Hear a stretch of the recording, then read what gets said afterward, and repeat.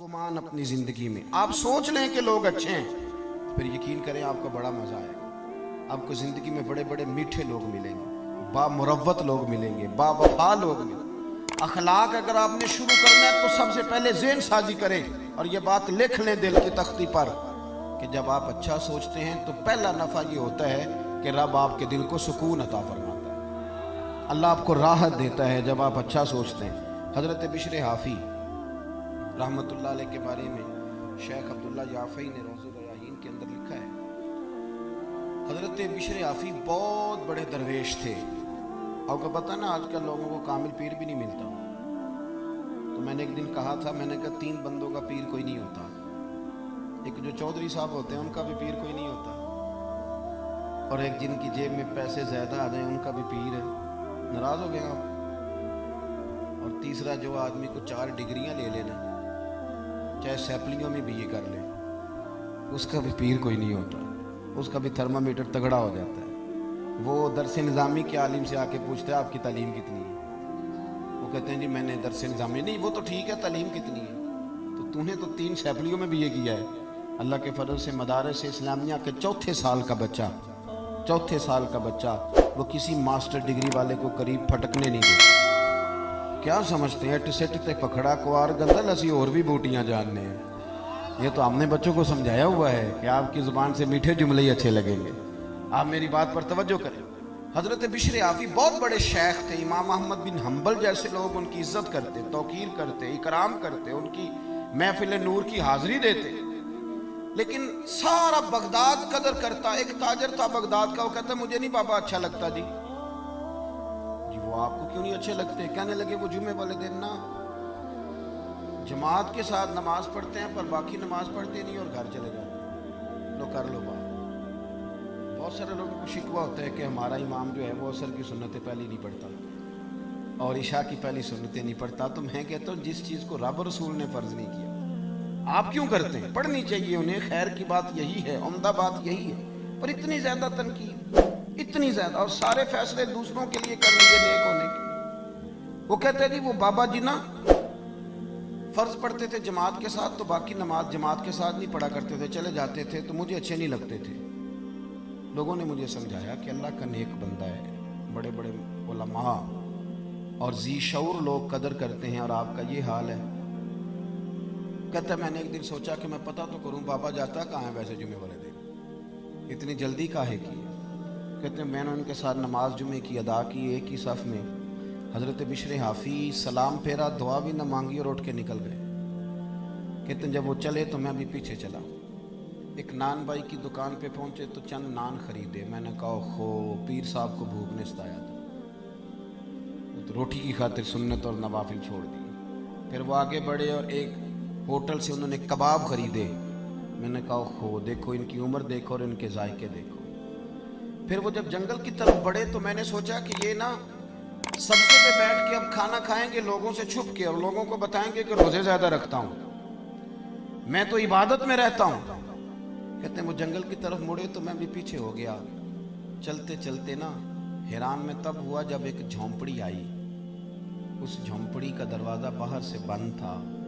बूढ़े शेख ने अपने कांपते हाथों से वो दरवाज़ा खोला, और जब उन्होंने पर्दा हटाया तो चारपाई पे एक बूढ़े बाबा जी जो फालज ज़दा है, मरीज़ हैं, वो लेटे हुए थे। कहते हैं हज़रत शेख ने खाना एक कोने में रखा और दौड़ के पहले बाबा जी को सीधा किया और फिर झट से प्याले में पानी लाए और अपने इमामे का पल्लू पानी में डाल के तो बाबा जी का मुंह साफ किया।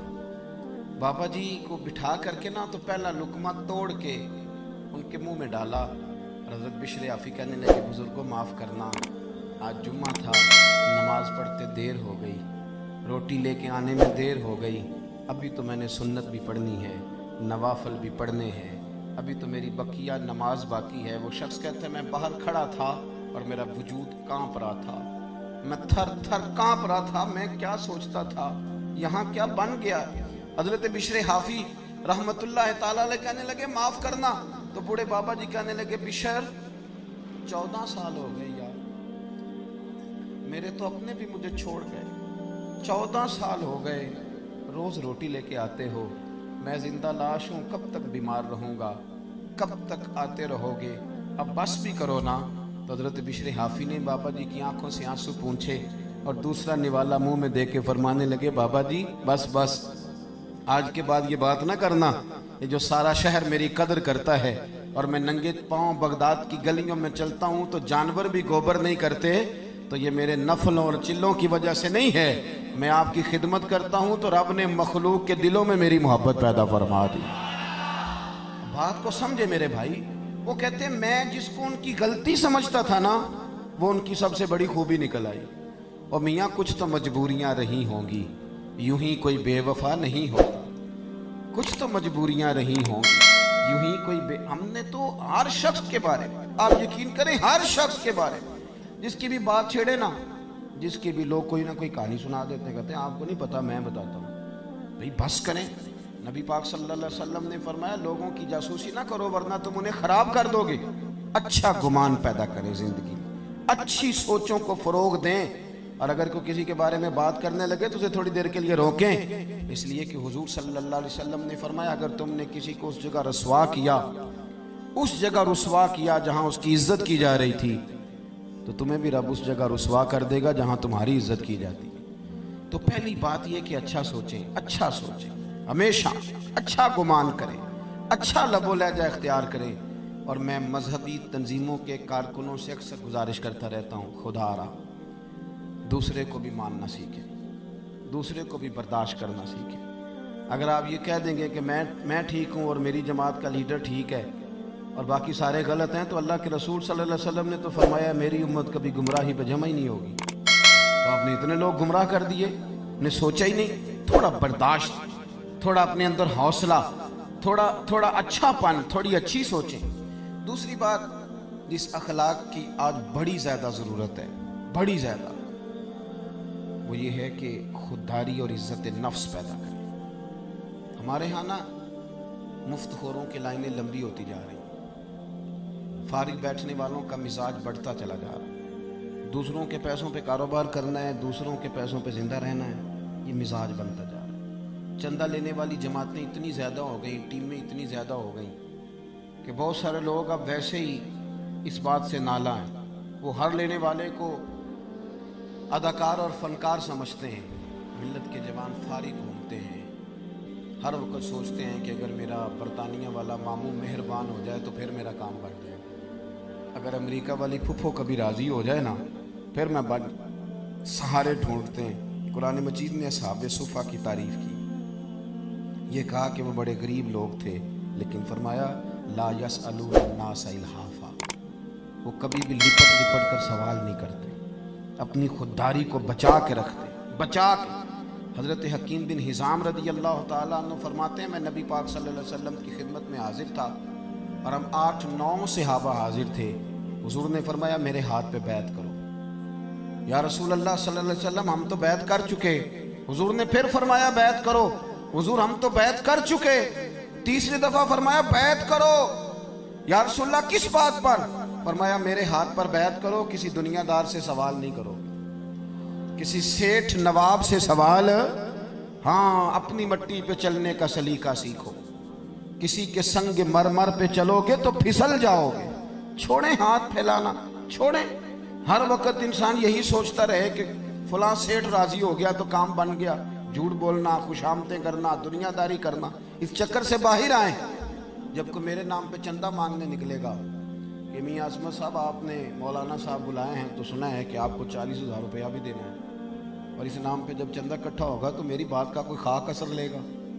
वो कहेगा हजरत तो काम लगे हुए हैं, तो कारोबार के लिए निकले हुए हैं माज़अल्लाह। खुदा हर चीज़ के अंदर थोड़ा खुददारी का फेर, थोड़ा इज्जत नफ्स का ख्याल करे। दुनिया में अमीर आदमी कौन होता है? जो ज़्यादा मालदार हो ना भाई। अमीर तो वो होता है कि जो रब ने उसे दिया हो फिर उस पर उसे कनात भी हासिल। मुस्नद इमाम अहमद बिन हंबल में नबी पाक सल्लल्लाहु अलैहि वसल्लम से हज़रत अनस बिन मालिक ने पूछा हुजूर जिल्लत क्या है? फरमाया लालच ना करना, जलील हो जाएगा। अर्ज की हुजूर इज्जत क्या है? इज्जत क्या है? इज्जत क्या है? अल्लाह के रसूल ने फरमाया जो रब ने तुझे दिया है ना, जो रब ने तुझे दिया है उस पर राजी हो जा, अल्लाह तुझे इज्जत अता फरमा देगा। छोड़ दे दूसरों की जेबें देखना, निकल आए इस दौड़ से बाहर, बाहर आए। حضرت سالم بن عبداللہ بن عمر، امام ابو نعیم نے لکھا ہے اس کو، حضرت سالم بن عبداللہ حضرت عبداللہ ابن عمر کے صاحبزادے، اور جو تسلسل آ رہا ہے نا صوفیاء کا، اس جماعت کے سرخیل ہیں، اہل ذکر تھے، اہل وجد و سرور تھے، کیفیات والے لوگ تھے۔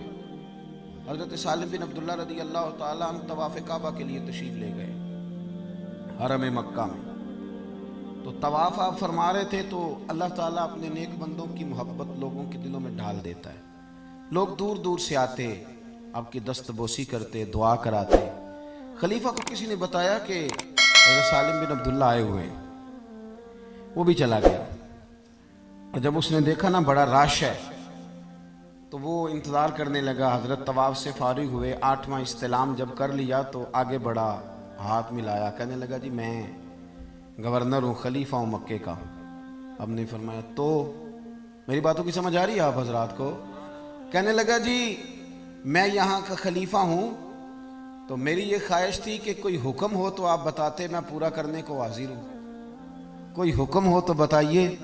تو حضرت سالم بن عبداللہ رضی اللہ تعالیٰ عنہ اس کا چہرہ دیکھا تو فرمانے لگے کس نے گورنر بنایا تجھے؟ تو بڑا بیوقوف آدمی ہے، تو بالکل تجھے خیال ہی نہیں آیا، تو کیا کہہ رہا ہے؟ وہ کہتا ہے پہلی دفعہ کسی بندے سے ملاقات ہوئی تھی، میری بھی ٹانگیں کانپنے لگی، یہ شخص کہاں سے بات کر رہا ہے؟ خودداری ایک بڑی اعلیٰ چیز کا نام، کس نے تجھے گورنر بنایا؟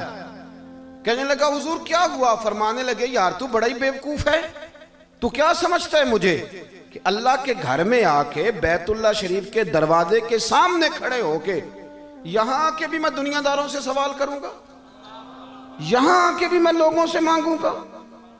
یہاں گردن کو جھکا دیتا ہے خیرات کا پتھر، جہاں میں مانگنے والوں کے سر کبھی اونچے نہیں ہوتے، یہاں آ کے بھی میں دنیا داروں سے مانگوں گا؟ کہتا ہے مجھے تو پسینے آنے لگے، جب میں فارغ ہو کے وہاں سے نکلا تو باہر آ گیا، میں مسجد الحرام سے باہر، میں سوچ میں پڑ گیا۔ تھوڑی دیر کے بعد حضرت بھی فارغ ہو کے باہر آئے، خلیفہ پھر آگے بڑھا، کہنے لگا حضور مہربانی کریں، اب تو خانہ کعبہ سامنے نہیں نا، ابھی کوئی حکم کر دیں۔ آپ فرمانے لگے چل ٹھیک ہے، تو نہیں باز آتا تو بتا تجھ سے دین مانگوں کہ دنیا مانگوں؟ کہنے لگا حضور میرے پاس تو دنیا ہی ہے، دین تو آپ کے پاس ہے۔ تو آپ فرمانے لگے جا پھر اپنا کام کر، دنیا تو میں نے اس سے کبھی نہیں مانگی جس نے دنیا بنائی ہے، میں تو اس سے بھی اس کا فضل ہی مانگتا ہوں، تو مجھے کون سا رستہ دکھا رہا ہے؟ میں نے اس سے نہیں کبھی دنیا داری کا سوال کیا، دنیا کا مانگ، تو کون سا رستہ؟ خودداری اختیار کر۔ پتہ ہے لوگ ہمیں خرید کیوں لیتے ہیں، الیکشن میں بولیاں کیوں لگتی ہیں؟ اس لیے کہ کہیں نہ کہیں ہمارا کوئی ریٹ ہوتا ہے، کہیں نہ کہیں ہم الجھ جاتے ہیں، کہیں نہ کہیں ہم خرابی کرتے ہیں، پھر ہمارے ریٹ لگنے لگتے ہیں، پھر لوگ سمجھتے ہیں کہ کسی نہ کسی مقام پہ جا کے کسی نہ کسی شخص کو ہم نے قائل کر ہی لینا۔ دوستو بالخصوص نوجوانوں یاد رکھنا، جو لوگ محنت کے ساتھ آگے جاتے ہیں انہیں کم گرایا جاتا ہے۔ وہ اقبال کے بیٹے نے کہا تھا کہ ابا جی آپ تو لندن میں ہیں، مجھے پیسوں کی ضرورت پڑ گئی، اجازت دیں تو تھوڑا سا کسی سے قرضہ لے لوں، آپ کے نام پہ قرضہ لے لوں تھوڑا سا؟ تو اقبال نے وہاں نظم لکھ کے بھیج دی جاوید کے نام، کہنے لگے دیار عشق میں اپنا مقام